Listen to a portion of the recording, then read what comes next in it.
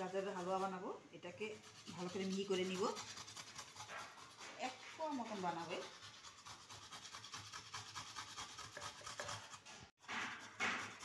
আজকে গাজরের হালুয়া রেসিপি দেখাবো। দুইটা মিডিয়াম সাইজের গাজর নিচ্ছি, একটা তো পুরোপুরি হয়ে গেছে, একটা আধা হয়ে গেছে। এভাবে পিষে নিব। তাওয়াটা গরম হয়ে গেছে, 2 চামচের মতন ঘি ঢালবো।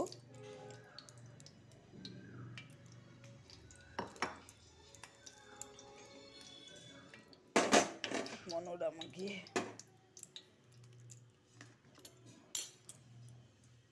গাজরটা ঢেলে দিব, ঘিয়ের সাথে ভালো করে ভাজবো।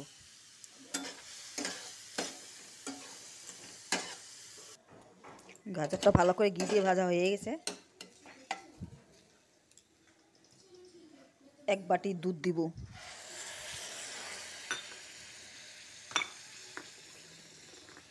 আর একটু গুড় দিব।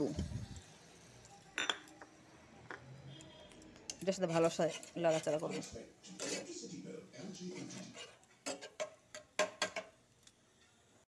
দেখো দুধটা দিয়ে হালুয়াটা হয়ে গেছে, মানে সিদ্ধ হয়ে গেছে। এখন একটু হালকা নিমখ দিয়ে দিব, মিষ্টিটা বসে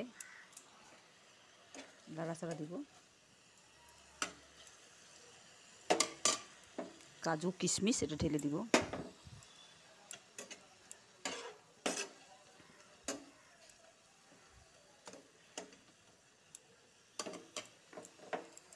এলাচি গুঁড়োটা ঢেলে দিব,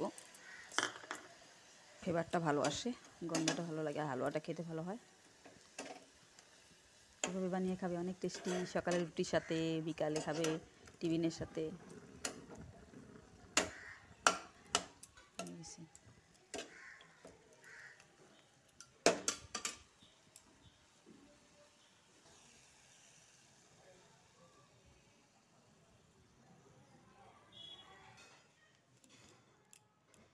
রেডি বন্ধুরা, গাজর হালুয়া এইভাবে বানিয়ে খাবে।